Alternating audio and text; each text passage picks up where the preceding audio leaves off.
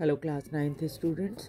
आज हम लोग एक पोएम जो आपकी बी हाइव बुक में है, रेन ऑन द रूफ, यानी छत पर पानी की बूंदें या बारिश की बूंदें, इसके बारे में पढ़ेंगे।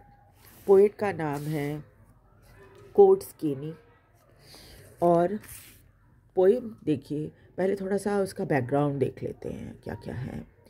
When the sky is covered with dark clouds and it starts raining, have you ever listened to the patter of the soft rain on the roof? तो जब बादल छा जाते हैं आसमान में, काले बादल, और बारिश होना शुरू होती है, तो क्या कभी आपने उसके टप टप की, पानी के टप टप की जो बूंद छत पर गिरती है, उसकी आवाज़ को सुना है? What thoughts flashed through your mind as you heard this melody of nature? कौन सा विचार आपके मन में चलता है जब आप प्रकृति का जो ये गीत है, पानी की बूंदों का गिरना और उसका आवाज़ करना, इसको सुनते हो? Read the poem to find out what the poet dreamed of while listening to the rain. आप पोएम पढ़िए और देखिए कि कवि को क्या सपने देखता है जब बारिश की बूंदें छत पर गिरती हैं या बारिश जब होती है। ये तो था इसका बैकग्राउंड। चलिए अब हम देखते हैं कि पोएम क्या है। When the humid shadow hover over all the starry spheres and the melancholy darkness gently weeps in rainy tears, what a bliss to press the pillows of a cottage chamber bed and lie listening to the patter of the soft rain overhead. जब आसमान बादलों से भर जाता है, आसमान में जब तारे होते हैं, उसके ऊपर फिर क्या होता है, बादल छा जाते हैं, और फिर रात का अंधेरा, जिसे बहुत ही उदास माना जाता है, मेलंकली मतलब उदासी, तो उदास माना जाता है, तो ऐसा लगता है कि उदासी बूंद बूंद रो रही है और बूंद बूंद उसकी आंखों से आंसू गिर रहे हैं। तो पोएट जो है उसको क्या करता है, रेनी टीयर्स बोलता है ना। जब वो धीरे धीरे रोती है, जेंटली वीप्स इन रेनी टीयर्स, तब अंधेरा जो है वो धीमे धीमे रोता है और उसकी बूंदें नीचे गिरती हैं बारिश के रूप में। तो कितना सुखद होता है वो क्षण जब आप बिस्तर में लेटे होते हो और बारिश की और तकिए में अपना सिर दबाकर छत पर गिरती हुई पानी की बूंदों की टप टप सुनते हो, है ना। पोएट भी यही कर रहे हैं। वो अपने कमरे में बिस्तर पे लेटे हैं और पानी की बूंदें जो छत पे गिर रही हैं टाइल्स के ऊपर, उसके टप टप की आवाज़ को सुन रहे हैं। नेक्स्ट स्टैंजा देखिए। Every twinkle on the shingle has an echo in the heart and 1,000 dreamy fancies into busy being start, and 1,000 recollections weave their air thread into woof as I listen to the patter of the rain upon the roof. हर बार जब वर्षा की वर्षा की बूंदें नीचे गिरती हैं, तो टप टप की आवाज़ उसके कानों में, कवि के कानों में घंटी की तरह गूंजने लगती हैं, और तब हजारों सपने कवि के मन में उभरने लगते हैं और हजारों यादों का जो ताना बाना बनने लगता है। जब भी बरसात की गिरती बूंदों के टप टप की आवाज़ कवि को सुनाई देती है। Now in memory comes my mother, as she used to in years agone to regard the darling dreamers, or she left them till the dawn, or oh, I feel her fond look on me as I listen to this refrain, which is played upon the shingles by the patter of the rain. और तब क्या होता है, कवि की यादों में उनकी माँ आ जाती हैं। Now in memory comes my mother, है ना। कवि की यादों में उनकी माँ आ जाती हैं। हालांकि उनकी मृत्यु काफ़ी पहले हो चुकी है कवि की माँ की, लेकिन इसके बावजूद भी वो सपने में उनकी यादों में आ जाती हैं। कवि उन डार्लिंग ड्रीमर्स, कवि खुद भी डार्लिंग ड्रीमर है ना, कि उन डार्लिंग ड्रीमर की बात करता है जो जिनको माँ जो हैं वो सुबह सवेरे छोड़कर चली जाती हैं। वैसे भी आपने देखा होगा माएँ जो होती हैं ऐसी ही होती हैं, रात भर तो आपके पास रहेंगी, लेकिन सुबह होते ही वो क्या करती हैं, उठकर अपने काम में लग जाती हैं। तो कभी भी ऐसा ही महसूस कर रहा है कि वो डार्लिंग ड्रीमर्स जो है वो उनको छोड़कर वो सुबह में चली जाती हैं। लेकिन जाते जाते जो क्या होता है, उनकी जो प्यार भरी नज़र है, स्नेह भरी नज़र है, कभी वो भूला नहीं है, उसको वो याद रखता है। और ये याद उसे तब आती रहती है जब वर्षा की बूंदे की टप टप की आवाज़ वो सुन रहा होता है, जो कि उसकी छत की टाइल्स पर गिर रही होती हैं। इसमें एक और एसोसिएशन जो है वो आप देख सकते हो, वो क्या है, प्रकृति को भी, प्रकृति यानी धरती, धरती को भी क्या कहा जाता है, एक माँ की तरह ही समझा जाता है। और वो उसका काम भी होता है जन्म देना, पालना पोसना बच्चों को, है ना।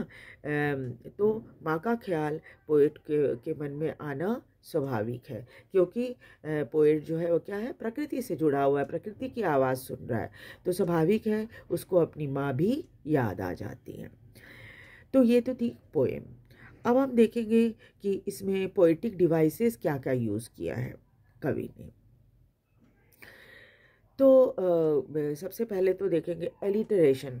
एलिटरेशन आपके लिए नया वर्ड होगा, क्योंकि अभी तक आपने 8th क्लास तक आपने नहीं सीखा होगा एलिटरेशन कैसे पहचानते हैं। तो इसमें मैं बता देती हूँ आपको।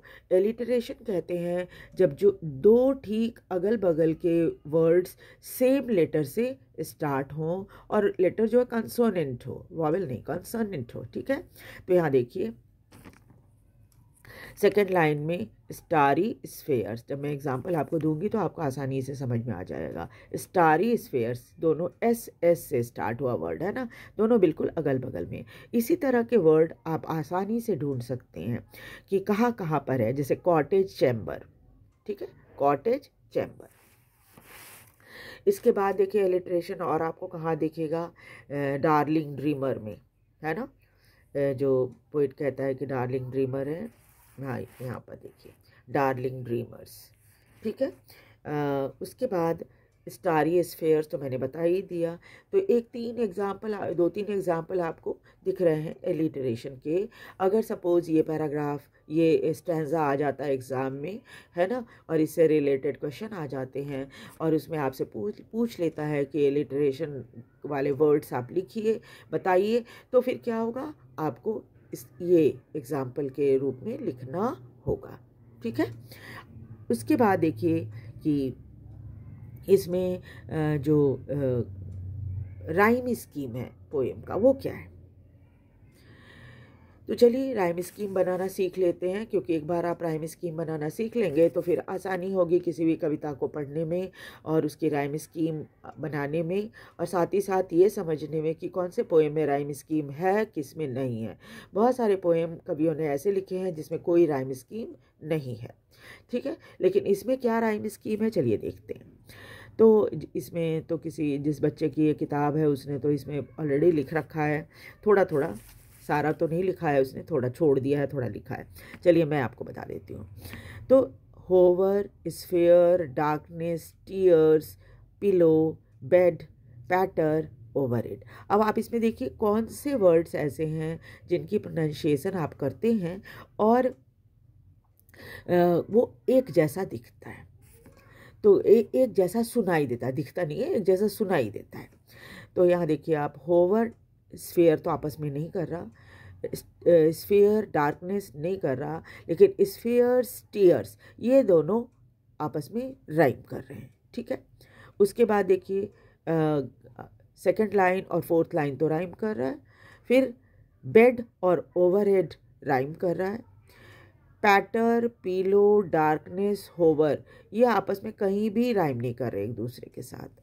तो चलिए हम इसका राइम स्कीम अगर बनाएं तो क्या बनेगा, ये बनेगा A B, फिर C B, बन गया।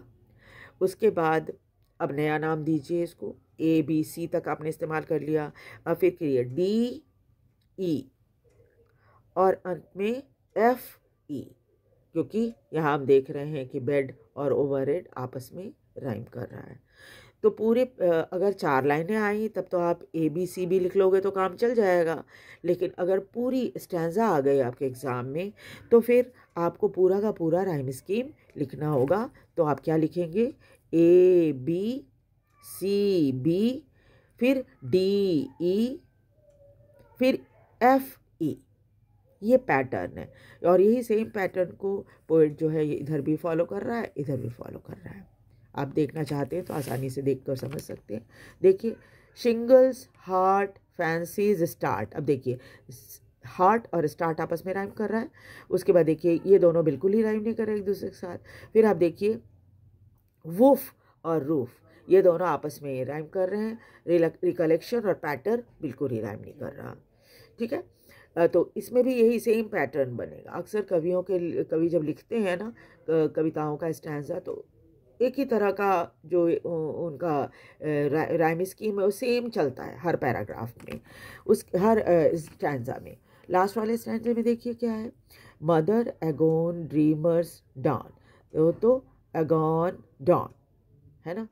आप जब बोलते हो तो एक ही तरह से प्रोनाउंस हो रहा है ना, उसी तरह से क्या है फिर रिफ्रेन एंड रेन, और फिर शिंगल्स, मी, ड्रीमर्स, ये सब आपस में राइम नहीं कर रहे। ठीक है, तो वही सेम बनेगा। क्या बनेगा, ABCBDEFE। ठीक है, ये राइम स्कीम बनेगी। तो जैसा मैंने आपको बताया कि पूरी पोएम जो है आप ध्यान से पढ़ेंगे और उसकी मीनिंग समझेंगे, और साथ ही साथ जो चीज़ें मैंने सिखाई है, लिटरेशन, राइम स्कीम, इसका ध्यान रखेंगे, है ना। तो और मैं उम्मीद करती हूँ कि आपको पोएम अच्छे से समझ में भी आ गई होगी।